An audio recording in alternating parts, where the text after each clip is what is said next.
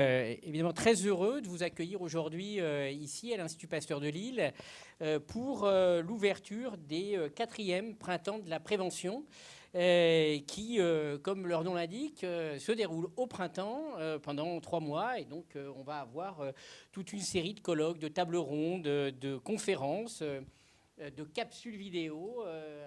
On aura aussi des équipes qui iront dans différents lieux pour justement faire vivre ces printemps de la prévention qui, comme leur nom l'indique également, eh bien, sont dédiés à la prévention. Alors la 4e édition, après avoir fait la santé à tous les âges, santé précarité, santé environnement, eh bien, va adresser un sujet qui est un sujet ô combien important, qui est la santé en ruralité. Alors pourquoi est-ce qu'on a décidé de s'intéresser à la santé en ruralité? Eh bien, d'une part, parce que les gens ne le savent peut-être pas, 30% de la population vit en zone rurale et c'est presque 80% des communes qui y sont localisées. Alors, quand on dit ruralité, il y a plein de ruralités, hein. Ça va des petits bourgs, de la campagne, aux zones périurbaines. Donc, il n'y a pas une ruralité, mais des ruralités. Et donc, beaucoup de lieux différents qu'il faut appréhender. Mais quelle que soit la diversité de ces lieux, ce qui est très clairement maintenant identifié et documenté, eh bien, c'est des inégalités de santé. Alors ces inégalités de santé, elles sont évidemment liées à des déterminants territoriaux qui vont être, on les connaît tous, hein, c'est l'isolement, c'est le vieillissement accéléré de la population en zone rurale. C'est évidemment des problématiques d'accès aux soins. Il faut savoir qu'il faut à peu près, en zone rurale, plus de 40 minutes pour accéder à un médecin. Et surtout, 80% des communes rurales n'ont pas de médecin.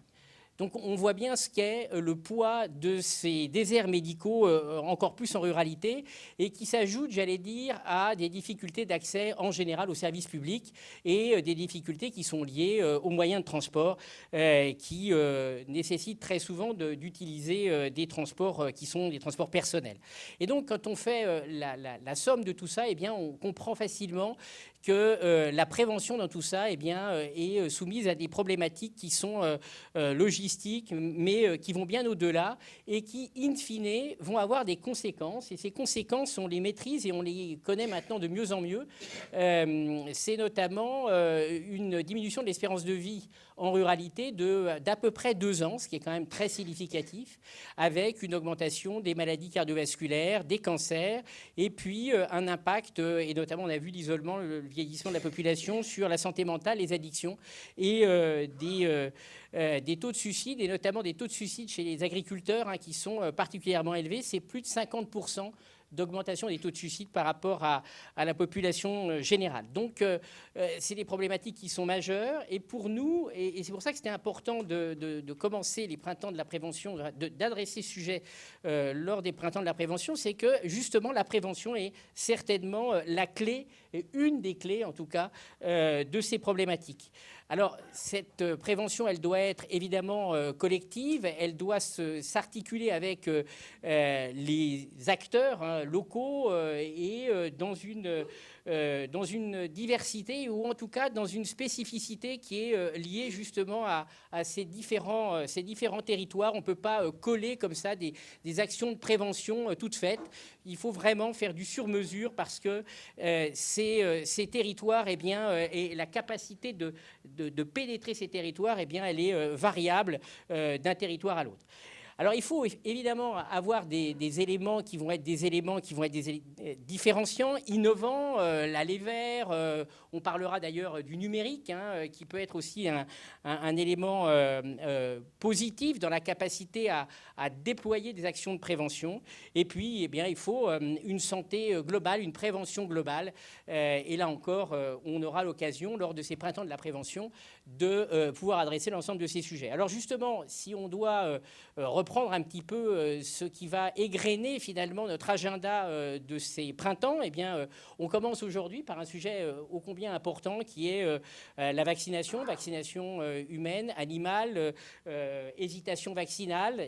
Je pense que c'est des éléments qui sont des éléments évidemment très importants, au-delà du fait qu'on est à l'Institut Pasteur et que la vaccination est quelque chose qui nous importe, mais c'est évidemment cette hésitation vaccinale un élément qui doit être pris dans son contexte, et le contexte de la ruralité en est un, bien évidemment. C'est au-delà de ce colloque, qui est vraiment l'ouverture des printemps de la prévention, on aura des ateliers voilà, on va sortir de nos murs, hein, dans des centres de loisirs, dans des écoles. Alors on ira à l'Étrême, on ira à Campagne-les-Édins, on ira à Conty, donc on va se promener. On ira dans la Vénois, on ira dans le Cambrésis. Voilà, il y a plein de choses qui vont être organisées. Et puis des capsules vidéo que vous pourrez retrouver sur notre site, à la fois sur la santé mentale, l'addiction, sur la sédentarité, mais aussi sur des maladies qui touchent particulièrement les zones rurales, la maladie de Lyme. On a des grands spécialistes ici de cette maladie. Il est d'ailleurs parmi nous aujourd'hui, on est ravis de l'accueillir. Et puis sur des maladies comme la dermatose nodulaire, des zoonoses, hein, qui touchent les animaux, ou la tuberculose bovine, qui sont évidemment des problématiques de la ruralité qu'on se doit aussi d'adresser de manière globale lors de ces printemps de la prévention. Et puis on terminera par un colloque le 19 juin. On espère que vous viendrez nombreux, où les partenaires, mais également les partenaires institutionnels, l'ARS sera présent, la région, la MSA, enfin beaucoup de partenaires viendront avec nous, et on aura à la fois une présentation de la santé en ruralité par l'ARS et puis des tables rondes. Alors, on rediscutera de santé mentale, on rediscutera d'alimentation, on parlera du bon air à la campagne, hein, parce que c'est important le bon air, et des fois on a des idées reçues, et c'est important de pouvoir justement adresser ce qui est véritablement le bon air. Et puis on parlera également du numérique en prévention. Donc voilà, un programme riche, mais qui est tout à fait en lien avec l'importance que l'Institut Pasteur de Lille fait de la prévention. Vous savez qu'on fait de la prévention à l'Institut Pasteur de Lille depuis 1901. On a été le premier préventorium français créé par Albert Calmette, hein, quand il a créé l'Institut Pasteur de Lille. Quelques années après, il a créé ce centre de prévention parce que découvrir le vaccin contre la tuberculose, le BCG, qu'il a découvert en 1921, il y avait une urgence sanitaire, une urgence environnementale, la diphtérie, la tuberculose qui frappait durement la région. Et donc il a créé ce centre de prévention qui continue de fonctionner.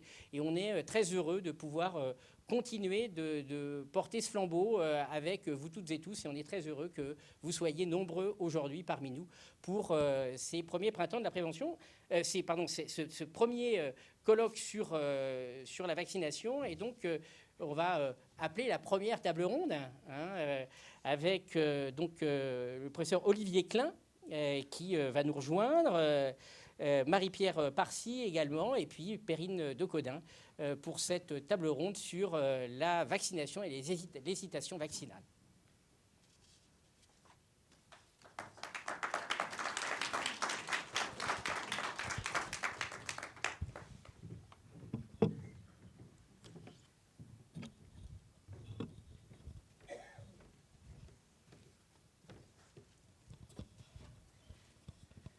Bonsoir à toutes, bonsoir à tous. Je suis ravie de vous accueillir pour cette conférence dans ce si beau lieu chargé d'histoire. Je suis donc Marie-Pierre Parcy, je suis chargée de recherche clinique au CH WAPI, c'est l'hôpital à Tournai en Belgique. Donc, avant de vous présenter nos deux invités, j'aimerais vous donner un mot de contexte de ce projet. Donc, Monsieur Batteux nous a déjà expliqué qu'il s'inscrit pour l'Institut Pasteur dans les printemps de la prévention. Il y aura donc plusieurs événements par rapport à cet événement. En Belgique, on se mobilise aussi. Le réseau phare, qui est un ensemble d'hôpitaux, organise aussi plusieurs événements. Et donc cette conférence aujourd'hui inaugure le printemps des préventions, mais aussi ce cycle événementiel pour le réseau phare. Je suis heureuse que l'Institut Pasteur et le réseau phare ont pu partager leur expertise et leur énergie pour ces événements, et aussi pour l'exposition. Vous pourrez découvrir ensuite, après cette conférence, avec le cocktail qui suivra. Le thème qui nous rassemble ce soir est donc l'hésitation vaccinale. C'est un thème important parce que l'Organisation mondiale de la santé l'a classé dans les 10 plus grandes menaces pour la santé mondiale. Bon, il faut quand même savoir que dans ces 10 menaces, il y a le changement climatique, mais aussi la pollution, aussi Ebola ou le VIH. Donc voilà, ça plante un peu le décor. L'hésitation vaccinale, c'est quand même pas une mince affaire. C'est quand même un gros problème pour la santé publique. On voulait en fait aujourd'hui un peu renouer le dialogue. Vous avez peut-être connu lors de la pandémie Covid des dialogues un peu compliqués en dîner de famille ou entre amis ou en tant que professionnel de la santé lorsqu'on abordait le sujet de la vaccination. Et c'est important finalement de renouer le dialogue, mettre de la bienveillance et de l'écoute aussi avec le discours scientifique. Donc en fait aller au-delà du discours en opposant les pros contre les anti, mais voir un peu qu'il y a des personnes qui sont hésitantes, qui ont juste besoin d'être entendues dans leurs doutes. Donc on va explorer ensemble les racines de cette hésitation vaccinale. Et pour ce faire, on a aujourd'hui 2 orateurs passionnés qui s'engagent pour la prévention et vraiment pour nous protéger finalement de maladies qu'on peut éviter grâce à la vaccination. On a ce soir donc Perrine Decodin, docteur Perrine Decodin. Perrine, vous êtes généraliste et responsable du centre de vaccination internationale ici à l'Institut Pasteur et responsable du centre antirabique. Vous êtes sur le terrain confronté quotidiennement à des patients et donc à cette question de l'hésitation vaccinale. Et nous avons aussi professeur Olivier Klein, qui est docteur en psychologie à l'Université libre de Bruxelles, de Belgique aussi donc, où vous enseignez la psychologie sociale. Vous enseignez aussi à l'Université de Mons. Vos recherches portent sur la désinformation, sur les théories du complot. Vous étiez d'ailleurs à Tournai tout à l'heure pour une autre conférence pour parler du complotisme. Vous avez co-signé un ouvrage avec un autre chercheur qui s'appelle Vincent Iserbyt, et cet ouvrage s'appelle « Psychologie de la vaccination ». Et dans ce livre, vous êtes intéressé en fait à ces personnes hésitantes, voir s'il y avait des déterminants sociaux ou psychologiques qui peuvent expliquer pourquoi on peut peut-être être hésitant face à la vaccination. Nous vous remercions déjà d'avoir accepté notre invitation, de répondre à nos questions et plus largement, merci pour votre engagement aussi pour la prévention des citoyens. Eh bien, rentrons au cœur du sujet. Chacun, je vous propose en quelques mots de présenter votre travail, vos missions et vos motivations. En fait. Pourquoi tous les deux vous vous intéressez aussi à cette question d'hésitation vaccinale? Peut-être Perrine en premier? Merci Marie-Pierre et merci à vous toutes et tous d'être présents ce soir. Alors, comme Marie-Pierre l'a dit, donc moi je suis médecin, généraliste de formation et donc je suis responsable du centre de vaccination internationale et centre antirabique de l'Institut Pasteur de Lille, qui est une mission passionnante. Et mon rôle, entre autres, parce que j'ai beaucoup de choses, beaucoup de missions, est de réaliser des consultations essentiellement donc pour les voyageurs, des voyageurs de tout type, hein, que ce soit touristiques, professionnels, familiaux, etc. Le but donc est de recevoir ces personnes en consultation et de les informer sur les risques potentiels qu'ils peuvent rencontrer en voyage, infectieux, mais pas que. Et au cours de ces consultations, donc bien sûr, on va parler de vaccins, on va parler des vaccins spécifiques du voyage pour les protéger contre certaines maladies infectieuses qu'ils peuvent rencontrer. Mais systématiquement, au cours de ces consultations, on va faire le point sur la vaccination de manière générale parce que, comme j'aime l'expliquer, eh bien, tous les vaccins du calendrier vaccinal français et belge sont nécessaires pour tous les pays du monde parce que ce sont des maladies cosmopolites. Donc, la vaccination, c'est notre sujet quotidien. Pourquoi ça me touche personnellement? Parce que je pense que depuis que j'ai découvert l'existence de la vaccination petite, qu'on me l'a expliqué, j'étais assez fascinée qu'une invention finalement aussi simple, je dis bien entre guillemets, hein, et puis puisse être aussi puissante et puisse sauver autant de vies. J'aime bien sortir souvent que la vaccination, après l'hygiène, c'est ce qui a sauvé le plus de vies dans le monde. On parle de 154 millions de vies sauvées en 50 ans, juste par la vaccination. Et ça, je trouve ça assez fascinant. Et donc, je ne vais pas trop m'étendre parce qu'on va continuer sur ce sujet. Olivier, vous, qu'est-ce qui vous a amené finalement à vous intéresser Donc, la discipline dans laquelle je m'inscris, ça s'appelle la psychologie sociale. C'est finalement essayer de comprendre comment la présence d'autrui, l'appartenance collective influencent le comportement. Et je me suis retrouvé dans une expérience de psychologie sociale grandeur nature. C'est l'épidémie de Covid, la pandémie de Covid. Je ne travaillais pas du tout sur la vaccination, mais avec toute une série de collègues en Belgique, on s'est dit, là, on a besoin de nous, en quelque sorte, pour essayer de voir un peu comment gérer cette situation d'un point de vue psychosocial. Et donc, on a mis en place toute une équipe qui a constitué ce qu'on appelle le baromètre de la motivation. Donc, ça consistait vraiment, au début, à suivre la population belge en termes d'adhésion aux mesures sanitaires. Et puis est arrivée la vaccination. Et donc, évidemment, j'ai été amené à m'intéresser à ça et à me passionner pour ça, parce qu'il s'est avéré que la vaccination, c'est vraiment une question qui permet de traiter presque toutes les problématiques de psychologie sociale. C'est une question, comme on va sans doute le dire, mais ça dépend. Enfin, il y a des notions qui relèvent du conformisme, de la confiance en autrui, du lien social, de l'altruisme, de la perception du risque, etc. etc. Donc, toutes les notions de psychologie sociale, finalement, peuvent être abordées quasiment à travers la vaccination. Et donc, ce sujet m'a vraiment passionné. Donc, là, aujourd'hui, on est toujours sur plusieurs projets de recherche liés à cette thématique qui dépasse évidemment la question du Covid. Effectivement, c'est un sujet qui touche à beaucoup de disciplines et qui est très intéressant. On va essayer de définir finalement qu'est-ce que c'est le concept d'hésitation vaccinale et on va voir aussi comment ça se manifeste finalement en pratique. Perrine, est-ce que vous rencontrez dans votre travail des personnes hésitantes? Est-ce que c'est une difficulté dans votre travail? Oui, bien sûr. Alors nous, on a quand même un petit biais de sélection parce qu'à partir du moment où on a des gens qui viennent déjà dans le centre de vaccination, c'est qu'ils ne sont pas en totale opposition. Et encore que, il nous arrive d'avoir des personnes qui... Donc ça, on va l'expliquer. En fait, l'hésitation vaccinale, c'est pas si simple que ça. C'est pas oui ou non. En fait, c'est un continuum. Il y a énormément de complexité. Je suis sûre que Olivier va l'aborder juste après. C'est pas binaire, en fait. Et on peut avoir aussi des attitudes qui diffèrent en fonction des types de vaccins eux-mêmes. Donc moi, il m'arrive d'avoir des gens qui veulent absolument faire tel vaccin pour partir en voyage, mais pas un autre. Mais par contre, qui vont être radicalement contre le vaccin contre l'hépatite B. Enfin, voilà, ces croyances, ces pensées, ces opinions vont aussi vont varier en fonction du contexte de voyage, par exemple, et en plus en fonction du vaccin eux-mêmes. Donc évidemment, ce n'est pas simple parce que comme je vous le disais, on n'aborde pas que les vaccins du voyage, on aborde tous les vaccins.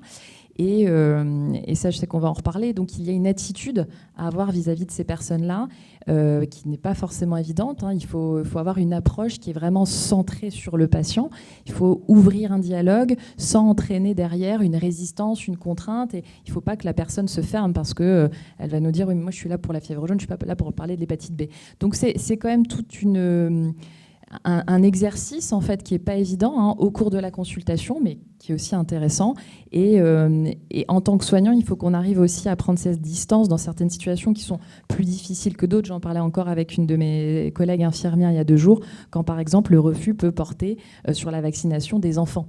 Donc voilà, ça peut être complexe, mais par chance on s'en sort et on arrive à avoir des bons résultats. On imagine bien qu'en tant que professionnel, c'est quelque chose qui prend du temps, en fait, de pouvoir répondre aux attentes et aux doutes. Exactement, parce que ce temps, comme tous les professionnels de santé, il est limité pour nous, mais à chaque fois, je me dis que ça vaut le coup. Quand à la fin de la consultation, j'ai obtenu la confiance de cette personne et qu'elle me dit « oh, allez, on y va », ou même si on n'y va pas, mais en tout cas, elle va y réfléchir, je me dis « voilà, c'est gagné. Ouais. J'ai pris du temps, je suis en retard, mais j'ai gagné, ça vaut le coup. » Enfin, elle a gagné plutôt, cette personne, je pense. Avant que je redonne la parole à Olivier, je voudrais quand même qu'on explique pourquoi c'est important de répondre au problème de l'hésitation vaccinale. Quel est le coût sociétal et sanitaire finalement de la baisse des couvertures vaccinales? Pourquoi c'est finalement problématique pour la santé publique? Alors oui, en fait pourquoi c'est autant un problème, comme vous le disiez, pourquoi l'OMS qualifie ça de problématique majeure au niveau mondial? Parce qu'il faut comprendre que derrière l'hésitation vaccinale, il y a donc une baisse de la couverture vaccinale. Il y a une couverture vaccinale qui est plus faible, et on sait que la France est un peu championne à ce niveau-là. Et de fait, en fait, la problématique, bien sûr, déjà, c'est la protection individuelle, la protection de la personne, mais en fait, il faut voir au-delà, et il y a un triple coût à la baisse de la vaccination, que ce soit un coût sanitaire, ça veut dire de possibles épidémies qui se déclenchent, qui se redéclenchent avec des maladies qui pourraient réapparaître alors qu'on avait réussi à les contrôler par la vaccination. Ça veut dire donc plus de malades, plus de maladies compliquées, plus de maladies graves. Donc à côté de ça, une saturation par exemple des hôpitaux, des services hospitaliers, avec parfois aussi des reports de soins programmés pour d'autres personnes. Donc bien sûr, tout ça, ça coûte énormément d'un point de vue santé, mais aussi d'un point de vue économique, parce que vous avez aussi une désorganisation du système par les arrêts de travail, par les désorganisations au niveau de l'école, des entreprises, et forcément une productivité moindre. Donc tout ça, ça a un coût énorme, et je finirai aussi par le coût sociétal, parce que ça engendre des inégalités de nouveau, parce qu'on le sait que l'hésitation vaccinale, Olivier va en reparler, touche surtout les personnes qui ont un niveau socio-économique plus faible, et de fait, il y a déjà des inégalités sociales qui vont se creuser encore plus quand il y a une baisse de couverture vaccinale dans ces populations. Ça peut engendrer aussi une tension sociétale autour du débat sur la liberté individuelle et également ce devoir un peu de protection collective. Et bien sûr, ça alimente toujours les tensions, les suspicions, le climat un petit peu de méfiance, notamment envers les institutions politiques, sanitaires, etc. Merci Olivier. Finalement, qui sont ces hésitants ? Est-ce qu'on peut séparer les anti, les opposants des pro-vax ? Est-ce que c'est une frontière nette ou est-ce que c'est des blocs monolithiques ? Alors l'hésitation vaccinale telle que elle est définie dans la littérature, c'est vraiment un continuum. Donc vous avez des gens qui ne sont pas tout à fait sûrs, vous avez des gens qui refusent, et puis vous avez des gens qui veulent attendre. Ça, c'est aussi un comportement assez commun. Et les personnes qu'on caractérise souvent d'anti-vax, moi j'ai plutôt tendance à les voir comme des personnes qui sont très militantes, qui vont vraiment s'engager dans des mouvements collectifs d'opposition à la vaccination qui existent depuis l'apparition de la vaccination, alors que les hésitants sont parfois des gens qui ne sont pas vraiment engagés dans la problématique, qui ont des doutes, qui ne sont pas tout à fait sûrs, mais ce n'est pas nécessairement des personnes engagées. Donc c'est en fait assez dangereux de stigmatiser les hésitants, les désignant comme des antivax. Il y a des études très intéressantes d'ailleurs qui montrent que le simple fait de faire cela va les rapprocher. En fait, des personnes très favorables, très convaincues comme nous le sommes par les bénéfices de la vaccination, on peut se montrer parfois très, critiques vis-à-vis de gens qui ont des légers doutes.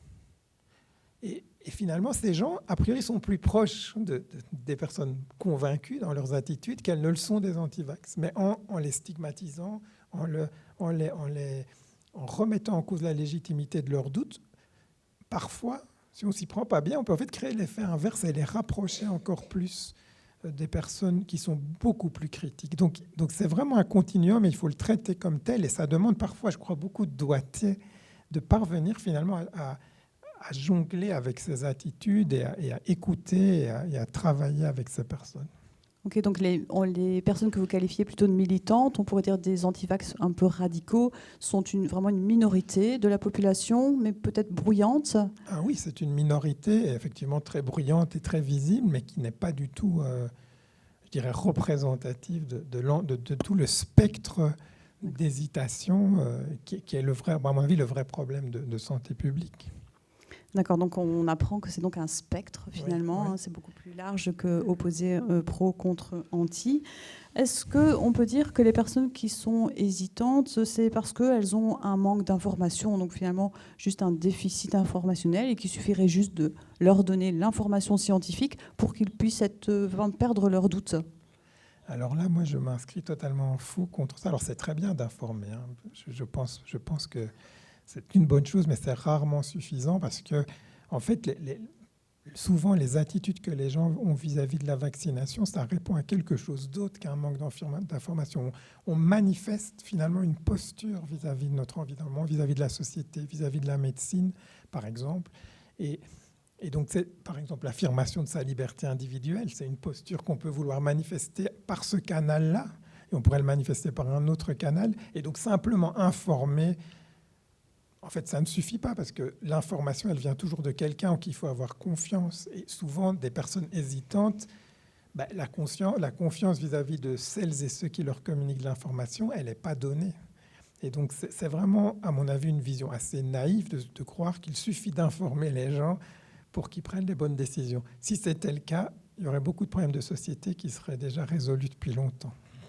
D'accord, donc on ne peut pas simplifier ça à juste une question de déficit informationnel. Oui. Il faut de l'information, mais plus que ça aussi. Voilà, il faut de l'information, mais dans le cadre d'une relation de confiance, et construire la relation de confiance, c'est ce qui compte. Pour vous donner un exemple, en fait, même des personnes qui sont très hésitantes, qui manifestent de l'hésitation, souvent, si leur médecin, en qui elles ont confiance, leur conseille de se faire vacciner ou leur propose de se faire vacciner, en fait, elles vont le faire. Donc la confiance est plus déterminante que l'information elle-même, en quelque sorte. D'accord. Perrine, vous vouliez ajouter quelque chose? Pour compléter, d'ailleurs, c'est même les études qui ont été menées sur ce sujet ont bien montré qu'en fait, l'hésitation vaccinale ne se résume pas du tout à un défaut d'information, loin de là. Et d'ailleurs, toutes les campagnes finalement nationales d'information finalement montrent très peu d'effets sur la couverture vaccinale. En fait, elles ne sont pas efficaces. Ce qu'il faut comprendre, c'est qu'il peut manquer de l'information, mais en réalité, ces personnes-là, elles ont des déterminants qui sont multifactoriels. Il y a des biais cognitifs, des biais de perception sur leurs propres risques, sur les bénéfices-risques également du vaccin. Et puis, il y a toutes les normes culturelles, la défiance envers la société. Donc, en fait, il y a énormément de facteurs qui expliquent l'hésitation vaccinale et ça ne se résume pas à l'information. L'information est bien sûr importante, surtout à cette époque où les fake news, comme on dit, circulent énormément. Mais ce qu'il faut comprendre, c'est que cette information ne suffit pas. Les patients ne demandent pas juste de l'information, ils veulent de l'information qui soit adaptée, personnalisée, à leur situation précise. Et surtout, l'important, c'est pas ce qu'on va dire, c'est comment on va le dire. Donc il faut que ça se passe vraiment dans un climat de confiance. Et comme le disait justement Olivier, effectivement, comme heureusement ça a pu nous arriver, on peut avoir des personnes très hésitantes qui finalement, au bout de 15 minutes de conversation, disent bah, non, finalement, on peut les faire très rapidement changer d'avis. Et à l'inverse, ça peut être dramatique d'avoir un médecin qui, lui, n'est pas convaincu. Et heureusement, ils sont rares, mais il y en a. Il peut y avoir aussi des médecins hésitants ou au contraire qui ne sont pas forcément pour la vaccination et qui font des ravages derrière. Parce que j'ai confiance en mon médecin me dit que ce n'est pas utile de me faire vacciner, donc ça peut être aussi une catastrophe. Donc ce lien-là, il est fondamental. Et c'est vraiment cette confiance qui va permettre d'influer sur... d'influer en tout cas, c'est ce dialogue et ce climat de confiance qui est le pilier principal. D'accord, donc on comprend bien le rôle essentiel finalement que les professionnels de santé ont à jouer pour répondre à ce problème d'hésitation vaccinale. Olivier, j'avais encore une question sur qui sont ces personnes hésitantes. Est-ce qu'il y a des déterminants psychologiques ou sociaux? Est-ce qu'on peut un peu les classer? Est-ce qu'on peut les profiler? Alors au niveau, je dirais, sociologique, on a vraiment essayé dans notre petit livre là, d'essayer de faire un petit inventaire des déterminants sociologiques. Et en fait, ce n'est pas évident du tout.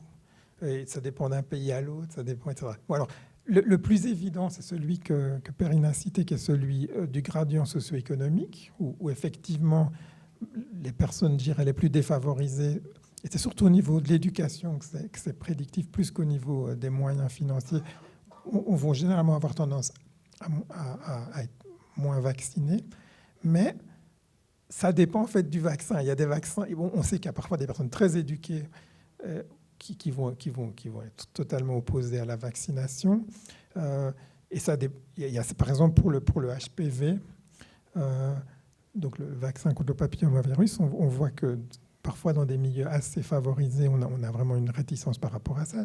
C'est très fort lié aussi aux connotations culturelles. C'est vrai aussi pour l'hépatite B. Pourquoi? Parce que les controverses au sujet de ce vaccin, elles ont émergé dans certains milieux beaucoup plus, je dirais, favorisés. Donc ça dépend en fait du vaccin, mais c'est vrai que globalement, et surtout pour les vaccins, je dirais, obligatoires, on a vraiment ce gradient socio-économique. Mais par exemple, d'autres facteurs comme la religion, par exemple, c'est pas du tout évident. Donc on peut avoir, ça dépend par exemple de la politique, ça dépend parfois du comportement, par exemple des figures de référence. Pendant l'épidémie de Covid, il y avait par exemple des prêtres aux États-Unis, on a étudié par exemple le comportement des rabbins. Il y en a qui étaient donc dans la communauté juive, il y en a qui étaient très fort favorables, d'autres qui étaient très défavorables, et ça avait une influence sur le comportement de la communauté. Donc c'est très difficile de caricaturer les gens, de les mettre dans des petites cases en disant voilà, vous appartenez à tel groupe et donc il y a beaucoup de chances que vous soyez un hésitant vaccinal. D'accord, donc on ne peut pas vraiment définir un profil net d'une personne hésitante. Ça dépend vraiment du vaccin. Et donc, en fait, c'est pour ça que aussi on a défendu un peu cette approche plus psychologique en se disant que se contenter de déterminants sociologiques, c'est un peu... c'est une tâche qui est vraiment compliquée à mettre en œuvre. D'accord, ok. Si je puis me permettre sur ce point-là, en fait, ce qu'on disait tout à l'heure, on manque d'études en Europe. Ah ouais. C'est assez criant, c'est que finalement, il y a beaucoup d'études sur l'hésitation vaccinale en Amérique, même en Amérique du Sud, beaucoup aux États-Unis, où là, on retrouve plus de profils, effectivement, plus des hommes d'un certain âge, conservateurs, chrétiens, qui ont une tendance, effectivement, à adhérer aux théories du complot. Alors, l'aspect religieux est très fort. Hein. Nous, en France, on a le professeur Henri Joyeux, qui a fait une campagne contre le vaccin contre le papillomavirus parce que c'était le vaccin du péché. Ouais. C'est une maladie qui concerne que les femmes qui ont des relations sexuelles multiples. Pas du tout. Mais effectivement, ça, c'est très fort. Comme en Afrique, il est décrit vraiment qu'il y a une influence de la culture, de la communauté, alors qu'effectivement, en Europe, on manque cruellement de ce type d'informations, et notamment sur les zones rurales. Hein, cette hésitation vaccinale en zone rurale, elle est bien démontrée en Afrique ou en Amérique. En Europe, ça ne se dessine pas de manière si évidente. Et là, ce qui ressort plus sur le peu d'études, c'est vraiment cette question d'inégalité territoriale, d'accès aux soins. On parle des populations qui se sentent plus abandonnées par le système. Et là, c'est là qu'on retrouve les zones rurales ou les populations, par exemple, périurbaines. Mais effectivement, on manque assez de données. Donc, on n'a pas comme Olivier l'a dit, on n'a pas vraiment de profil type. D'accord. Est-ce qu'on peut définir certaines racines de l'hésitation vaccinale? Moi, j'avais l'exemple, par exemple, en 2015, de l'épidémie de rougeole qu'on a eue en Alsace. Donc, en fait, il y avait une épidémie à Berlin. Et il y a une école Steiner. Donc, c'est des écoles qui sont inspirées par un courant ésotérique qui est plutôt généralement opposé à la vaccination. Et cette école a envoyé leurs élèves en voyage à Berlin et sont revenus dans leur bagage avec le virus de la rougeole. Et ça a été l'origine quand même une épidémie avec 160, si je regarde bien mes notes, en Alsace, et dont 93 qui étaient directement reliés à cette école Steiner. Et on a pu identifier que ce virus venait bien, c'était vraiment la souche de Berlin. C'était une épidémie importante. Il y a d'ailleurs un enfant de 3 ans qui était décédé à Berlin. Donc je trouvais que cet exemple illustrait peut-être la racine idéologique, mais peut-être aussi une racine d'aspect communauté, le fait d'appartenir à une communauté. Est-ce que c'est quelque chose d'important, Olivier? Oui, tout à fait. Donc, en fait, dites-moi ce que pensent les gens qui sont autour de vous et je saurai mieux si vous êtes vacciné que si je vous demande directement ce que vous pensez. Donc, il y a vraiment un effet social et communautaire ici.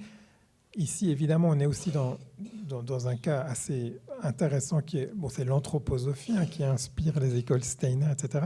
Et donc ça, c'est vraiment une idéologie, mais qu'on va retrouver dans d'autres milieux, qui est une sorte d'attachement à la nature, un refus de moyens technologiques, etc. Donc, et ça, c'est évidemment des croyances dans des médecines naturelles, etc., qui sont aussi fortement associées à un refus de la vaccination. Et ça, par exemple, ce sont des croyances qui sont liées à des milieux socio-économiques un peu plus favorisés, par exemple. Là, donc vous avez vraiment un effet culturel et communautaire qui sont combinés pour produire ce genre de désastre. D'accord, donc on a quelques idées finalement de racines possibles ou de comment l'hésitation vaccinale peut se manifester. Je pense qu'un objectif important pour nos auditeurs aujourd'hui, c'est de pouvoir repartir avec quelques idées d'une petite boîte à outils, de bonnes pratiques finalement, comment finalement réagir lors de ce fameux dîner de famille ou entre amis, ou en tant que professionnel de santé face à une personne hésitante. Olivier, est-ce qu'on a un rôle à jouer en tant que professionnel de santé par rapport à l'hésitation vaccinale? Qu'est-ce qu'on peut faire? Est-ce que par exemple se moquer ou être dans le jugement, c'est une bonne piste? Ou est-ce qu'il y a autre chose à explorer?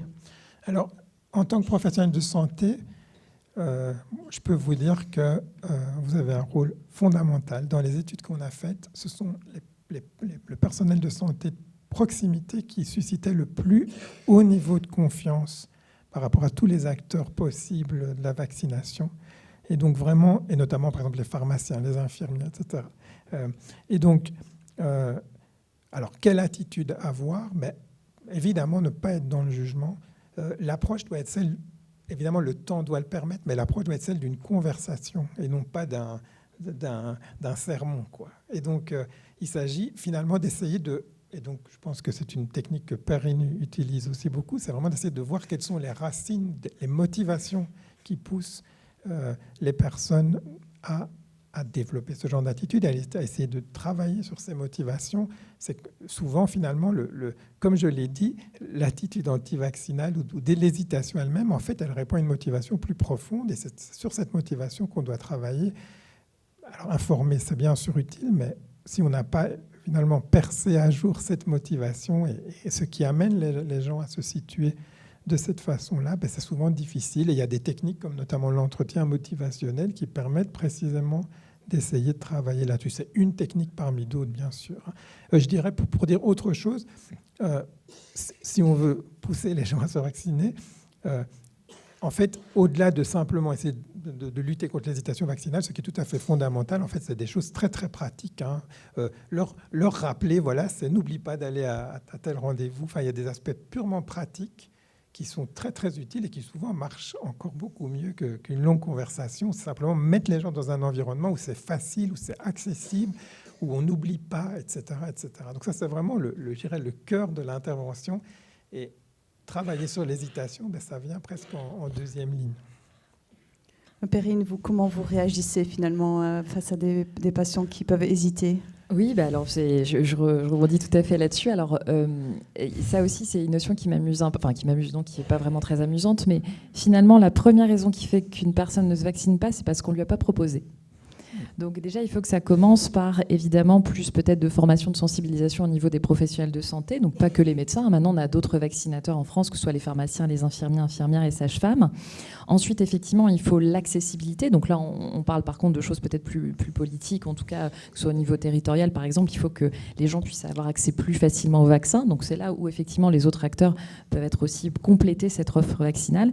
Et enfin, en consultation, donc bien sûr, il y a notre attitude. Moi, c'est vrai qu'on m'a enseigné l'entretien motivationnel. Alors, pour dire les choses simplement, et de fait, comment je le fais, moi, alors, c'est pas réfléchi et calculé, hein, c'est quand même assez intuitif, mais il y a des règles assez fondamentales. Il ne faut pas chercher à convaincre.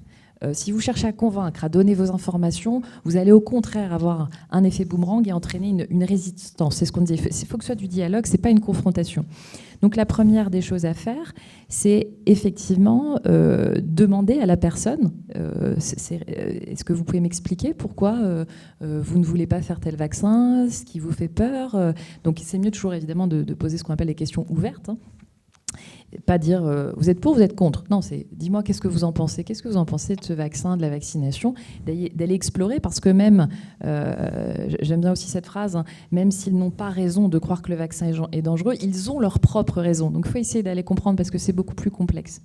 Et ensuite, donc bien sûr, il ne faut surtout pas critiquer, il faut pas juger, loin de là, et il ne faut pas essayer de corriger tout de suite. Parce que nous, les médecins, on aurait tendance à vouloir tout de suite, mais non, c'est pas ça. Mais non, il faut se retenir. On ne corrige pas tout de suite, même si on peut nous sortir des aberrations. On laisse la personne parler, on ne lui coupe pas la parole, on la laisse vraiment parler. Et ensuite, ça peut paraître bête, mais c'est très important, on lui demande la permission de répondre et de lui donner des informations. Est-ce que vous acceptez que je vous donne des informations sur ce vaccin-là ? Et si là, la personne me dit oui, là, je peux ensuite, donc, effectivement, de manière adaptée, personnalisée, répondre et aller corriger certaines choses, bien sûr de manière en tout cas adaptée.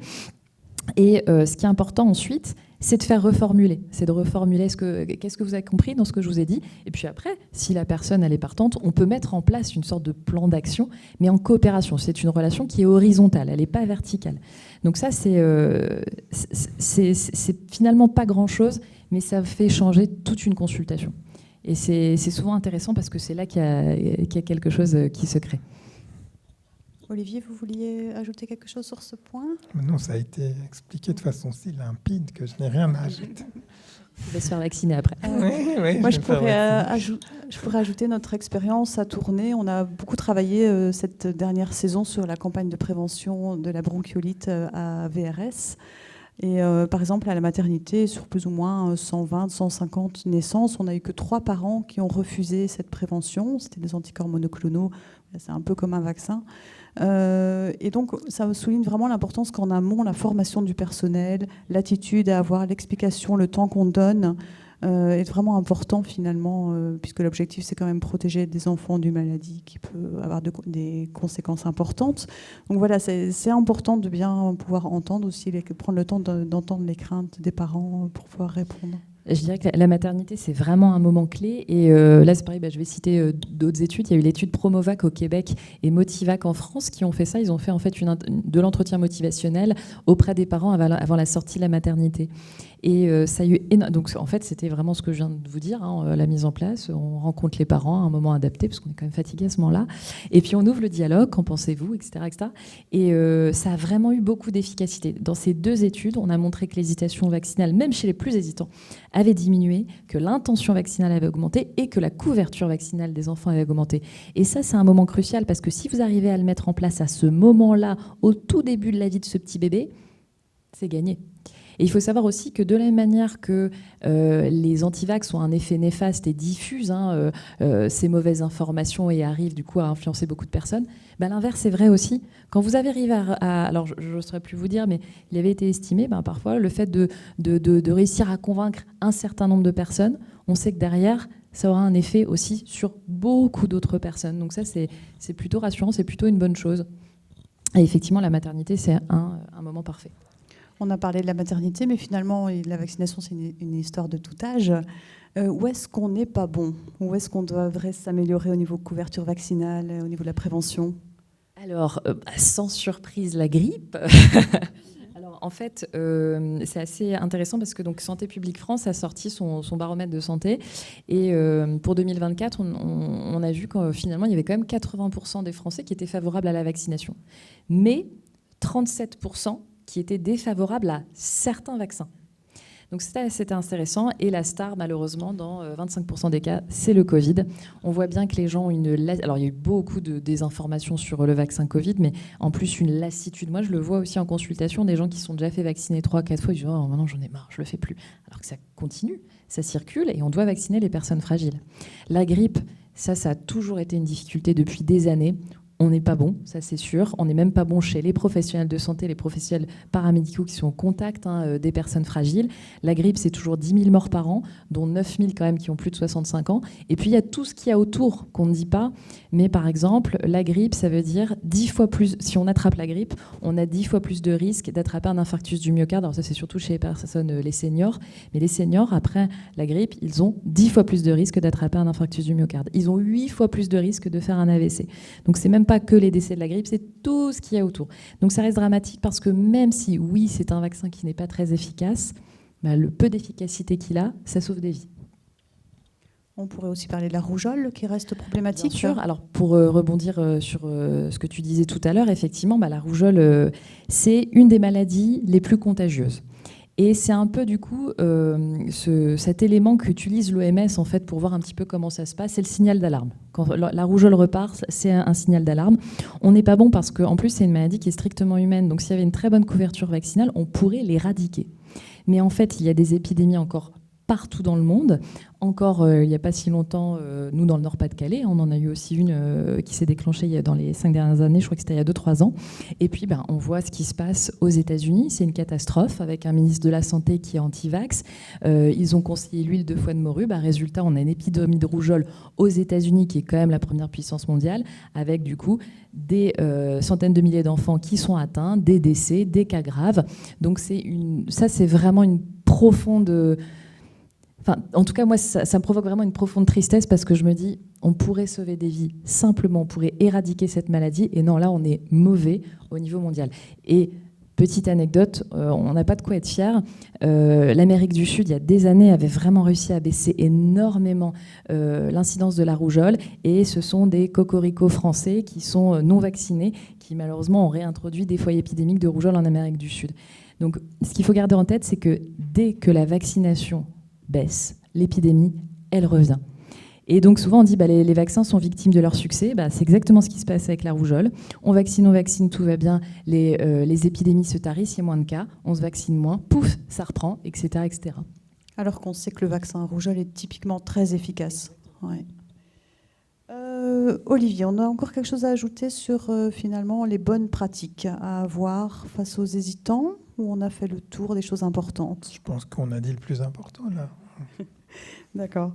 Alors moi, il me semblait quand même important de resituer le problème d'hésitation vaccinale pour ce qu'il est, mais pas comme unique responsable finalement des problèmes de santé publique. Ça me paraît parfois un peu facile en tant que professionnel de dire c'est des personnes hésitantes, ça ne relève pas de ma responsabilité, ça me dédouane finalement de ma responsabilité. Et je voulais, pour illustrer que finalement l'hésitation vaccinale ne peut pas être le bouc émissaire de tous les problèmes, je voulais prendre le triste exemple finalement de la jeune Laïba qui vivait à Namur dans un centre pour demandeurs d'asile depuis 4 ans. Donc elle est en Belgique depuis 4 ans, scolarisée, elle avait 15 ans, elle rêvait d'être médecin. Et en 2023, elle est décédée de la diphtérie. Donc c'est très rare. Enfin, ça, je pense que ça n'était plus arrivé depuis plusieurs décennies, un décès de diphtérie en Belgique. Elle n'était pas vaccinée alors qu'elle était en Belgique depuis 4 ans. Donc là, je pense que cet exemple, finalement, illustre que ce n'est pas juste un problème d'hésitation, mais parfois une implication dans des choix politiques ou dans des choix citoyens aussi. En tant que citoyen, on a aussi des rôles à jouer. Mais tout à fait. Il y a un résultat de recherche que je trouve assez intéressant qui est paru récemment. On étudie souvent la confiance du public vis-à-vis des autorités et on se dit ça c'est un grand prédicteur de la vaccination. Et c'est vrai. Mais on s'intéresse moins à l'inverse, la confiance des autorités vis-à-vis des gens. Et en fait, c'est tout aussi important. Il s'agit finalement de tisser une relation de confiance dans les deux sens. Et quand il y a des segments de la population qui sont complètement ici maltraités, comme le sont les demandeurs d'asile en Belgique, finalement, c'est des gens qu'on considère parfois qui, dans la façon dont le gouvernement les traite, sont vus comme presque des criminels en puissance. Il faut les enfermer. Évidemment, ce n'est pas des conditions idéales pour pouvoir se préoccuper de leur santé, de ceux qui les entourent. Et ces gens, ils ne sont pas totalement isolés du reste de la société non plus. Donc, s'il y a un virus qui circule là, ça va affecter tout le monde. Et donc, il y a vraiment ici, c'est vraiment une question aussi politique et effectivement d'engagement citoyen, de préoccupation pour les autres et aussi de préoccupation de celles et ceux qui nous gouvernent pour tout le monde.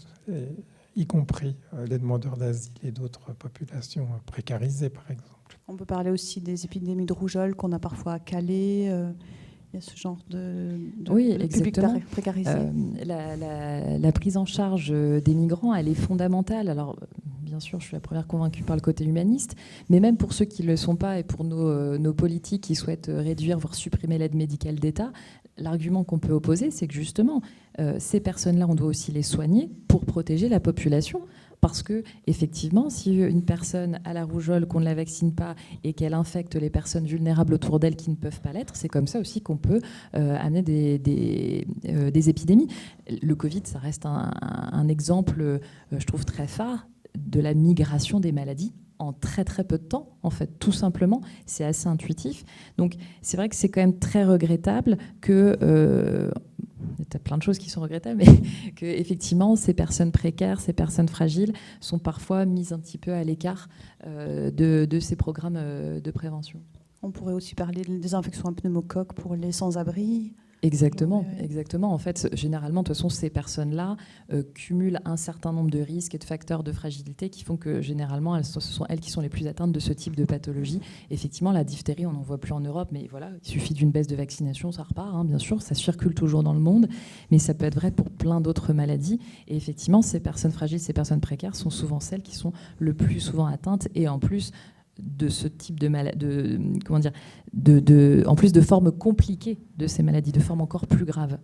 Avec une accessibilité aux soins. Avec une accessibilité aux soins. Donc non seulement elles ne bénéficient pas de prévention suffisante, mais en plus elles n'ont pas accès aux soins derrière, ça c'est clair. D'accord, donc on a parlé, au-delà de l'hésitation vaccinale, du rôle de citoyen, de décideur. Je pense aussi parfois à la responsabilité des professionnels, mais aussi des conseils de l'ordre face, par exemple en France, à des médecins qui peuvent faire des faux. Je pense à cet enfant à Tours qui avait eu le tétanos parce que le pédiatre, enfin pas parce que le pédiatre, mais le pédiatre avait signé le carnet de santé mais n'avait pas fait le vaccin. Voilà, c'est vraiment une responsabilité partagée. Ça, c'est vraiment la chose qui me met le plus en colère, parce que forcément, là, on parle des professionnels de santé. On pourrait s'imaginer que c'est une évidence que les médecins veillent à ce que... Alors, heureusement, hein, la grande majorité, oui, je vous rassure. Mais c'est vrai que quand on voit... Alors là, tu parlais du Conseil de l'ordre. Il y a quand même une forme de laxisme, effectivement, quand on laisse bien des gens comme le professeur Joyeux à tenir des discours anti-vax au grand public, au niveau national, sortir des livres. C'est une atteinte quand même à la santé publique de dire ça. C'est dangereux parce qu'effectivement, il y a des gens qui sont convaincus. Alors c'est vrai dans le domaine de la vaccination, mais pour plein d'autres experts autoproclamés, on l'a vu avec le professeur Raoult, on l'a vu en fait. C'est ça en fait aussi qui est difficile aussi à lutter, c'est que parfois cette hésitation vaccinale aussi, elle naît de controverses ou d'informations pseudo-scientifiques, donc aussi des études complètement biaisées, mais qui sont tenues mais dont le discours est tenu par des personnes qui ont une certaine posture dans le monde scientifique. Donc forcément, les gens vont leur faire confiance. Donc ça c'est grave. Et il y a effectivement, malheureusement aussi des médecins qui vont faire des certificats de complaisance, des faux surtout certificats. Et effectivement, ça met en danger la vie des personnes. Et c'est assez dramatique. Donc en Belgique, on est peut-être moins confronté avec ce problème de faux... Alors, peut-être, mais moi, j'ai déjà eu l'occasion de faire des conférences sur la vaccination à des publics, notamment de médecins, qui me disaient que c'était un problème également en Belgique. Mais je n'ai pas des statistiques officielles. Ça doit être d'ailleurs difficile de les faire sur ce sujet. Pour revenir sur le rôle des décideurs, je pense par exemple aux différences par rapport aux politiques de remboursement. On l'a vu ici en Angleterre, il y a eu quelques cas de méningocoque avec 2 décès dans le monde étudiantin. En France, vous avez eu une politique de remboursement qui est meilleure qu'en Belgique. Voilà, oui. En Belgique, on n'a pas les remboursements pour les adolescents et même chez les enfants, pour les rappels. Et donc, ces politiques de remboursement, elles sont aussi importantes finalement dans le rôle de couverture vaccinale. Ah bien sûr, là je le vois au quotidien parce que j'ai beaucoup de jeunes adultes donc pour lesquels la vaccination contre les méningocoques est recommandée. Et c'est des étudiants qui n'ont pas forcément beaucoup d'argent, beaucoup de budget. Donc les parents vont aider pour tel vaccin pour le stage à l'étranger. Mais voilà, on sait très bien que le budget est limité. Donc là, de pouvoir faire un rattrapage contre les méningocoques à tous ces étudiants que je croise, alors méningocoque et papillomavirus également, maintenant on l'a jusqu'à 26 ans, c'est super parce qu'à partir du moment où je leur mets l'ordonnance sous le nez en leur disant c'est remboursé par la sécurité sociale, pas d'inquiétude, on y va. Donc ça change tout. Surtout que c'est des vaccins assez coûteux, le méningocoque. Exactement. Surtout le méningocoque B et effectivement le papillomavirus aussi coûte très cher. Très bien, donc on a vu qu'en fait, on avait aussi une responsabilité en tant que citoyen, professionnel de santé, décideur politique, membre de conseil de l'ordre, pharmacien, infirmier. Tout le monde a son rôle à jouer dans la prévention. Oui, clairement, et même des personnes qui n'ont des personnes qui n'ont aucun diplôme particulier. Le simple fait de se faire vacciner... ça donne un message à ceux qui nous entourent, à celles et ceux qui nous entourent. Un des phénomènes les plus clairement établis dans la littérature, c'est ce qu'on appelle le bandwagon effect, l'effet d'entraînement. Donc, pour vous donner une illustration, lors de la pandémie de Covid en janvier 2021, donc le vaccin n'était pas encore complètement disponible. Il y avait le nombre d'hésitants dans notre échantillon était très important. Eh bien, en juin, ils étaient quasiment tous vaccinés. Pourquoi ? Parce que tous les gens autour d'eux se sont fait vacciner. Et donc, on a vraiment cet effet d'entraînement. Il ne vient pas uniquement des professionnels de santé, il vient de toutes ces personnes qui sont autour de vous et qui sont vaccinées. Donc, si vous vous faites vacciner, si vos proches sont vaccinés, qu'ils le disent autour d'eux. C'est le phénomène auquel tu faisais allusion. Donc, je pense vraiment qu'on a tous et toutes une responsabilité par rapport à ça. Ce phénomène d'entraînement, nous, on l'a remarqué en France avec la campagne justement de vaccination contre le papillomavirus dans les collèges, parce que le copain, la copine le fait. Donc, si ma meilleure amie le fait, je vais le faire. Et ça, du coup, c'est une campagne qui marche bien, on continue à le faire. Et on voit que les ados, et moi j'adore discuter avec les ados parce que même si les parents sont là, c'est à eux que je m'adresse. Parfois, ils sont souvent curieux et souvent ils disent « Ah non, mais moi je veux !» La maman veut pas, mais lui il veut. Donc c'est assez intéressant. Et effectivement, entre eux, ils discutent, entre copains, entre copines, et ça marche vraiment plutôt bien. Très bien, je pense qu'on a dit beaucoup de choses. Cela a donc déjà défini le concept d'hésitation vaccinale. Donc on voit que c'est finalement pas les pour contre les contre, hein, c'est beaucoup plus large, c'est un spectre. On a un peu retenu quelques bonnes pratiques à avoir, donc ne pas être dans le jugement, mais finalement plutôt ouvrir un dialogue en tant que professionnel ou citoyen. C'est très bien. Je pense qu'on va pouvoir peut-être répondre, avant de conclure, répondre à quelques questions du public. Je crois que c'est Justine qui va passer le micro. Donc je vous invite à poser vos questions. Levez la main si vous avez une question. Je vais peut-être vous laisser le temps de réfléchir.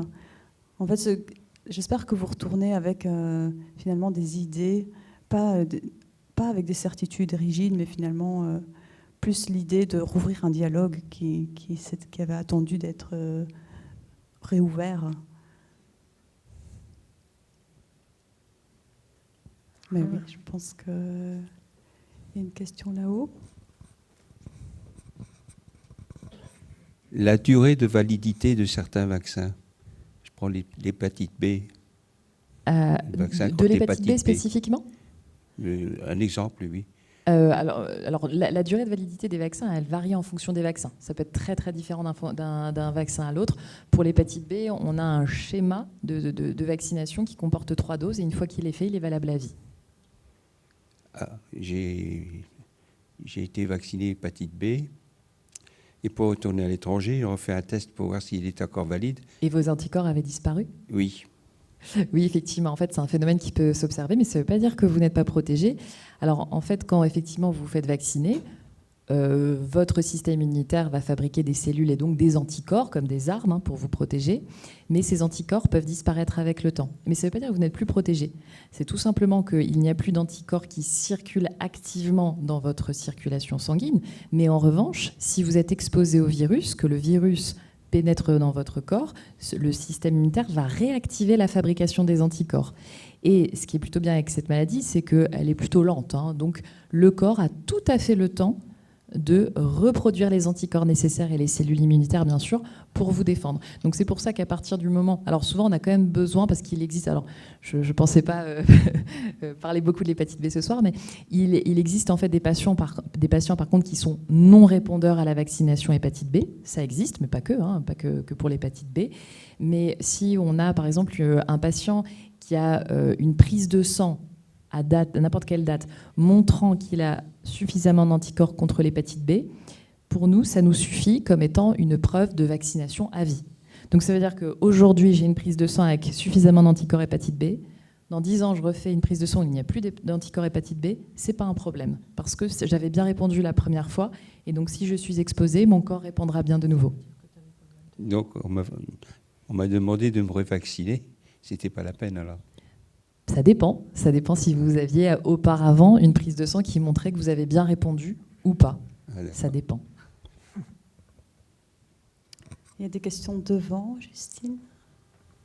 Le temps que Justine arrive, moi j'ai une petite question. Est-ce que la vaccination, c'est une question essentiellement de maman ? On a l'impression que c'est souvent une histoire de maman. Comme beaucoup de vaccins concernent les enfants et que dans nos sociétés, malgré toutes les avancées en termes d'égalité homme-femme, ça reste quand même de façon prédominante une prérogative des mères. Le fait que les mamans soient plus hésitantes a plus d'effet sur la couverture vaccinale que le fait que les papas soient plus hésitants. Maintenant, ça n'est jamais qu'une réalité statistique. Ça ne reflète pas fondamentalement que les femmes seraient plus hésitantes que les hommes. D'ailleurs, c'est pas le cas. Donc, voilà. D'accord. Madame ? Est-ce que dans les études que vous avez faites sur l'aspect psychologie sociale de la vaccination, est-ce que le mode d'administration a un effet ? Oui, donc en fait, Alors moi, je n'ai pas fait directement mais, sur ce sujet-là, mais c'est clair que le fait évidemment d'insérer une aiguille, ça crée en soi, ça explique déjà toute une partie de l'hésitation. Ça, on n'en a pas parlé, mais il y a vraiment une peur, une phobie des aiguilles qui est un des facteurs tout à fait clairement établi et qu'on trouve chez les enfants, mais aussi parfois chez les adultes. Il y a des statistiques on parle parfois de 10% des gens qui ont vraiment cette phobie des aiguilles. Et donc ça demande des approches très différentes. Même parfois, on propose des anxiolytiques, des choses comme ça, qui sont tout à fait différentes alors de ce dont on a parlé pour des raisons, pour des craintes, je dirais, plus rationnelles, où on peut vraiment discuter. Ici, on est dans... Parfois, on peut même parfois passer par des méthodes thérapeutiques de type cognitif ou comportemental, etc. Donc là, on est vraiment dans une approche un peu différente quand on est face à cette phobie des vaccins qu'il ne faut surtout pas négliger et sous-estimer. On peut parler aussi des projets de recherche pour d'autres voies d'administration, par patch ou intranasal, oui, voilà, qui fondent finalement beaucoup de... On peut fonder... Enfin, il y a de l'espoir. Je ne plus pour Pasteur, parce qu'on en a un en développement, justement, de vaccin nasal. Donc oui, c'est intéressant parce que c'est un sujet oui, donc ça permettra vraiment de répondre à ça, surtout chez les enfants. Oui. D'augmenter l'adhésion. Il y avait une autre question ici devant, il me semble. Juste la dame qui est là, sur ton chemin. Et puis on viendra chez monsieur. Oui, vous avez parlé tout à l'heure de la personne qui était décédée de la diphtérie. Et quand j'étais petite, j'avais été vaccinée contre la diphtérie, mais par la suite, c'était toujours le tétanos tout seul et polio buvable. Et ce qui fait que j'ai eu, là, à 65 ans, le vaccin diphtérie, tétanos, polio. Et je voulais savoir si je partais dans un pays où la diphtérie circule, si je suis à risque. De fait, non, puisque vous êtes vacciné. Vous venez de vous faire vacciner contre la diphtérie, le tétanos. Il y a 5 ans. Il y a 5 ans. Donc tout va bien, votre rappel sera à faire dans 5 ans. D'accord. Vous êtes actuellement protégé. Merci. Il y avait ici devant. Madame, en tout cas, c'est important justement de peut-être rappeler, profiter de cette occasion pour rappeler que finalement les rappels sont importants à tout âge et encore plus après, à un certain âge. Je vais me permettre effectivement de faire justement une petite digression à ce sujet-là. On a remarqué que c'est les études statistiques qui montrent que la vaccination, elle diminue avec l'âge, alors que c'est l'inverse. En fait, malheureusement, à partir de l'âge de, on dit, alors arbitrairement 65 ans, si on a mis les recommandations à ce moment-là, mais on va dire, malheureusement, donc, avec le temps qui passe, au-delà de 65 ans, je vais y arriver, on commence à avoir un affaiblissement du système immunitaire. Il est moins performant, il est moins fort. Ça veut dire qu'on est plus à risque d'avoir des infections et on est plus à risque d'avoir des infections graves. Donc, au contraire, et alors, par chance, les recommandations de vaccination ont aussi évolué à ce niveau-là, à partir de 65 ans, on doit vacciner encore plus. Donc, par exemple, c'est un très bon exemple, le vaccin diphtérie, tétanos, polio, maintenant coqueluche. Auparavant, c'était tous les 10 ans, puis on a pu espacer à tous les 20 ans chez l'adulte, entre 25 et 65 ans. Mais à partir de 65 ans, on reprend à une injection tous les 10 ans. Et en fait, c'est loin d'être inutile, parce que comme on l'a vu pour la diphtérie, mais par exemple, le tétanos, alors heureusement c'est rare, mais encore en 2026, en France, chaque année, on a quelques décès en France du tétanos, et ce sont majoritairement des femmes âgées qui ont fait du jardinage dans leur jardin. Mais j'entends beaucoup de personnes âgées dire « Ah non, mais moi, j'ai plus besoin de me faire vacciner, j'ai 80 ans, j'ai plus besoin ». Au contraire, et c'est pour ça qu'on insiste sur la grippe, le tétanos, etc. Monsieur Kiat. Oui, bonsoir, merci tout d'abord pour cette conférence enrichissante. J'ai une petite question par rapport au focus lié au milieu rural. La première, c'est en deux temps. L'hésitation en milieu rural est-elle plus importante qu'en milieu urbain, déjà ? Et puis, on évoque beaucoup l'homme, mais est-ce qu'on a aussi de l'hésitation vis-à-vis des agriculteurs quant à leur élevage, quant à leurs animaux ? Est-ce qu'on a aussi cette problématique qui revient plus que chez l'humain, ou pas forcément, du coup ? Alors, pour la deuxième question, c'est une colle. En fait, j'en sais rien. J'ai jamais étudié ça. Et je vais me renseigner, en fait, parce que c'est vraiment une bonne question. Et pour la première question, alors, comme l'a dit Perrine, en fait, ça dépend un peu des pays. Et c'est vrai que les données manquent en Europe et en France en particulier. Mais ce que j'ai pu, je me suis aussi un petit peu renseigné sur le sujet avant cette conférence. Et ce qu'il apparaît, c'est qu'en fait, ce n'est pas du tout évident que l'hésitation vaccinale en France soit plus élevée dans les milieux ruraux que dans les milieux urbains. En fait, on va trouver les poches d'hésitation vaccinale les plus fortes, elles vont être souvent en milieu périurbain et même parfois en ville. Ce qui est vraiment problématique en milieu... et ça va aussi dépendre très fort de la région. Donc, par exemple, dans des milieux ruraux, dans le sud-est de la France, on va avoir beaucoup plus d'hésitation en moyenne que dans le nord, par exemple, pour des raisons historiques, culturelles, etc., notamment de défiance vis-à-vis de l'État, etc. Et donc la réalité est beaucoup plus nuancée que celle-là. Donc, le gros problème en milieu rural, c'est ce qu'on a dit au tout début, dans l'introduction, c'est vraiment l'accès qui évidemment rend difficile la vaccination. Alors, je ne suis pas non plus vétérinaire, mais de peu d'informations que j'ai, il y a deux choses. Parfois, la vaccination est une obligation administrative, donc ils doivent s'y soumettre. Mais de ce que je sais, on va dire, d'un ami qui travaille au ministère de l'Agriculture, ce qui freine souvent, c'est l'aspect financier. Parce que si vous avez tout un cheptel à vacciner, que le vaccin coûte tant, alors même s'il y a des aides de l'État, ça représente des gros budgets. Donc, alors encore avec beaucoup de précautions, au contraire, beaucoup de précautions, parce que je ne suis pas experte sur le sujet, mais c'est souvent le frein financier qui bloque davantage.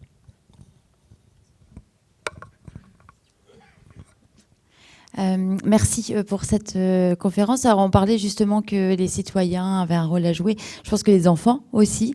Et tout l'intérêt d'agir dans les écoles et de faire de la prévention dans les écoles. Et moi, j'avais une question pour les mineurs. Si un mineur souhaite se faire vacciner, je pense par exemple au vaccin papillomavirus, est-ce qu'il a besoin d'avoir l'accord de ses parents ? Et oui, on n'a pas le droit de vacciner sans le consentement des deux parents. Effectivement. Mais oui, je suis bien d'accord, ça c'est quelque chose que j'aimerais beaucoup. Déjà que ce soit davantage enseigné de manière très simple. Moi, aux enfants, je m'amuse à leur expliquer les armes, les petits soldats contre le microbe, etc. Donc on peut leur expliquer la vaccination de manière très simple. Et je rêverais aussi qu'il y ait un changement de discours auprès des parents. Alors ça, c'était plus une expérience de médecin généraliste. Combien de fois j'ai entendu, et mes collègues aussi, et ce depuis des années, si t'es pas sage, le médecin, il va te faire une piqûre. Quelle catastrophe! Mais quelle catastrophe! Et aller rattraper ça derrière, quand la piqûre, déjà, elle fait peur, l'injection fait peur, mais en plus, elle est présentée par les parents comme une punition. Il n'y a rien de pire. Il n'y a rien de pire. Et donc, ça, c'est effectivement une autre problématique de nos consultations, c'est quand il faut vacciner des enfants. Quand il faut vacciner des enfants, des adolescents, c'est très compliqué parce que quand il y a une réelle phobie, on peut avoir des enfants qui hurlent et qui se roulent par terre et qui vont se cacher sous le divan. C'est très compliqué. C'est très compliqué à rattraper. Et après, donc, c'est souvent une phobie aussi qu'on peut retrouver chez des jeunes adultes. Et j'ai l'impression que ça diminue quand même progressivement avec le temps. C'est rare d'avoir des personnes au-delà de 40 ans réellement qui sont phobiques. Ça se calme avec le temps. Mais ça c'est vraiment... C'est vraiment un sujet, la vaccination chez les enfants. Et donc, comme je disais, parfois, les parents ne nous aident pas.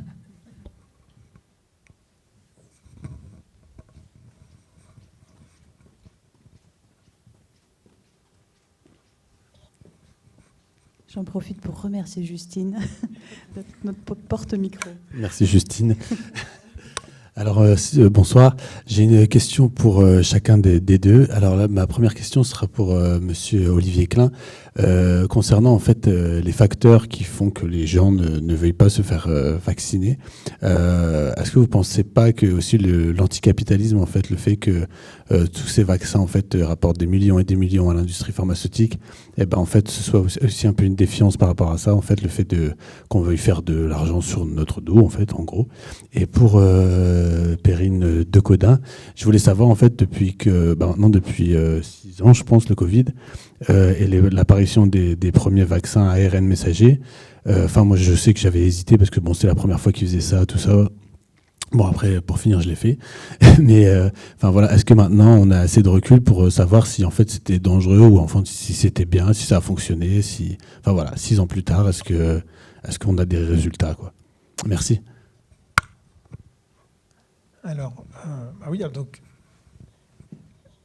clairement cette crainte que le big pharma, comme on dit, veut se faire de l'argent sur notre dos et donc n'est pas vraiment préoccupé par la santé des gens, mais juste par une question financière. C'est plus, je dirais plus, c'est moins de l'anticapitalisme qu'une méfiance fondamentale par rapport à ces entreprises pharmaceutiques. Et donc c'est quelque chose qui s'est développé suite à des faits de société. Il y a eu le scandale du Mediator, il y a eu aussi le problème des vaccins H1N1 aussi, qui ont été vus comme visant uniquement à enrichir certains acteurs alors qu'ils étaient perçus comme inutiles. Donc c'est des éléments qui jouent. Et donc, évidemment, il y a des théories du complot qui circulent autour de ça. Et ça joue un rôle. Mais un élément qu'il ne faut pas sous-estimer, c'est l'inverse également. Et on a parlé des phobies. Et plus généralement, un des facteurs qui est le plus déterminant dans l'hésitation vaccinale, c'est la peur des effets indésirables du vaccin.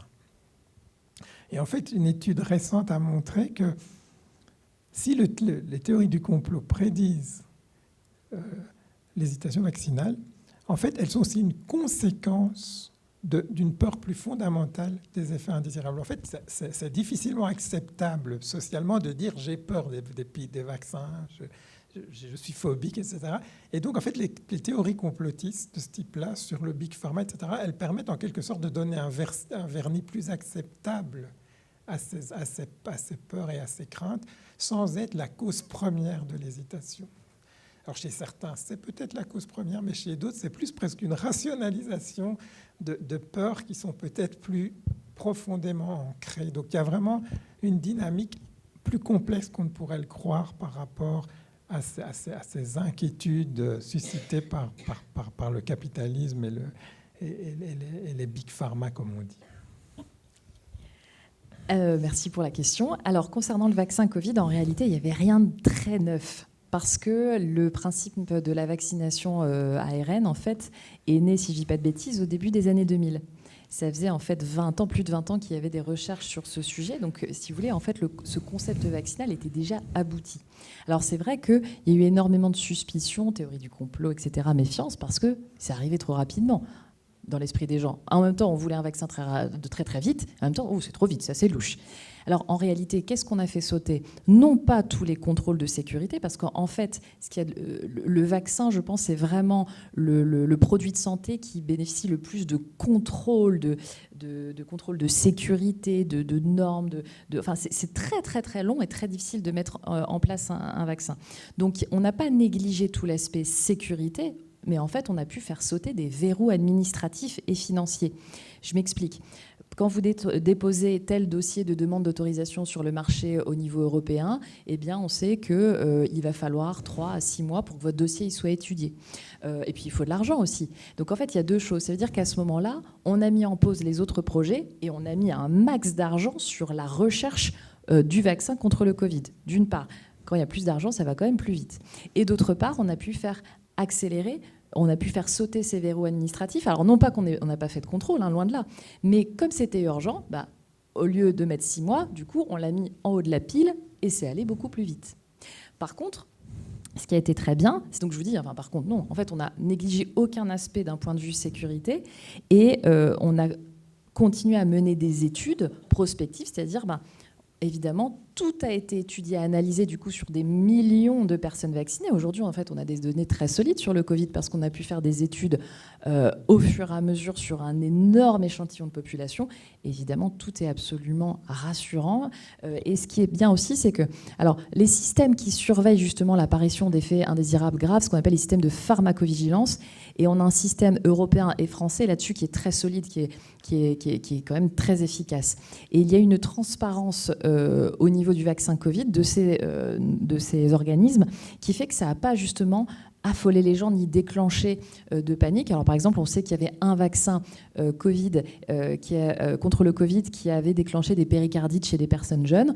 Ça a été dit, on a communiqué là-dessus et de fait, hop, tout de suite, on a revu les conditions de prescription. Justement, celui-là, on ne le fait pas, nanana. Ça a été bien fait. Là, pour le coup, la communication, elle a été claire, elle a été transparente et ça n'a pas créé de polémique. Par contre, bien sûr, on a entendu d'autres polémiques sur les théories du complot, sur les Covid longs, etc. etc. Mais aujourd'hui, les données actuelles de la science, qui donc, du coup sont quand même assez importantes sur le vaccin Covid, sont absolument rassurantes, il n'y a aucun problème majeur, il peut y avoir des petits effets secondaires, mais vraiment rien de majeur. Mais surtout, le vaccin ARN, du coup, il ouvre la voie à de nouvelles recherches qui sont extrêmement intéressantes. Et de fait, ce type de vaccin, maintenant, il est étudié pour... Enfin, le vaccin ARN, cette plateforme, ce mode de vaccination, maintenant, il est en cours de recherche pour d'autres maladies. Donc ça, c'est quand même très intéressant. Ça a ouvert la voie à d'autres recherches pour des maladies pour lesquelles jusque-là, on n'avait rien. Donc c'est très intéressant pour la recherche future. Alors, il y a beaucoup de questions, je vois, mais je vais vous inviter à nous les poser peut-être en seconde partie de soirée parce qu'on a déjà dépassé un peu le temps qui nous était donné. J'ai juste encore quelques petites choses à vous dire, notamment vous faire un point agenda. Je vois qu'il y a encore des mains qui se lèvent, mais malheureusement, il faut qu'on termine ici. On pourra continuer le dialogue dans la seconde partie de la soirée. Donc, un petit point agenda. Il y a une conférence mardi prochain à Moucron en Belgique, donc qui est dans la suite de ce projet. Et là, le sujet sera les chercheurs face aux défis de demain. Donc on va parler plutôt quelles sont les difficultés pour les chercheurs, quel vaccin on aura peut-être dans le futur sur le marché, contre quelle maladie on pourra mieux se protéger. Et les invités là seront Emmanuel André et Camille Locht, deux chercheurs aussi passionnants. On aura aussi l'occasion à Moucron de découvrir l'exposition qui est déjà présenté aujourd'hui en avant-première. Il y aura également le 19 juin le colloque de clôture des printemps de la prévention ici à l'Institut Pasteur. Vous pouvez trouver toutes les informations sur le site printemps de la prévention de l'Institut Pasteur. Je dois vous toucher un mot du livre d'Olivier qui s'appelle « Psychologie de la vaccination ». C'est un format vite lu. Il y en a des exemplaires à votre disposition. Ils sont au prix de 10 €. C'est passionnant. Je vous invite à le lire. Et qu'est-ce que je devais encore vous dire? Je devais vous remercier. Merci, cher Olivier. Merci, Perrine. C'était passionnant, les échanges. Je voulais remercier aussi toutes les personnes qui se sont impliquées dans ce projet. Merci, Justine, que vous avez pu voir. Elle a vraiment fait une grande partie du travail. Merci, Axel, qui a beaucoup travaillé sur l'exposition. Vous allez pouvoir découvrir Olivia, Louise. Merci à toutes les équipes communication du réseau phare et de l'Institut Pasteur. Donc on vous invite à continuer la soirée, je ne sais plus si c'est au-dessus ou en dessous. En dessous. Où là, donc, vous pouvez découvrir cette fameuse exposition sur la vaccination et vous verrez qu'elle traite de différentes thématiques un peu différentes d'habitude. On ne s'arrête pas à qu'est-ce qu'un vaccin, mais on essaie de passer en revue différentes thématiques comme l'accessibilité dans le monde. On voit que finalement, tout le monde n'est pas égal dans le monde, il y a des problèmes d'équité. On parle aussi il y a une ligne du temps sur qu'est-ce que c'était finalement le monde sans les vaccins avant, avec des témoignages du passé, des ouvrages, des peintures qui témoignent finalement qu'est-ce que c'était au niveau... voilà, comment ça pourrait finalement être encore maintenant si on n'avait pas les vaccins. Voilà, je vous remercie tous du fond du cœur pour votre présence et je vous souhaite une très belle soirée.